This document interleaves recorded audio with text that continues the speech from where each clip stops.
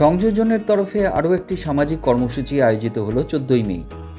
10 জন বয়স্ক দুস্থ মহিলার হাতে এই স্বেচ্ছাসেবী সংস্থার তরফে তুলে দেওয়া হলো 500 গ্রাম চালের প্যাকেট। সেই সঙ্গে একটি বিশেষ ব্র্যান্ডের মাথার তেলের শিশিও তুলে দেওয়া হয় তাদের হাতে।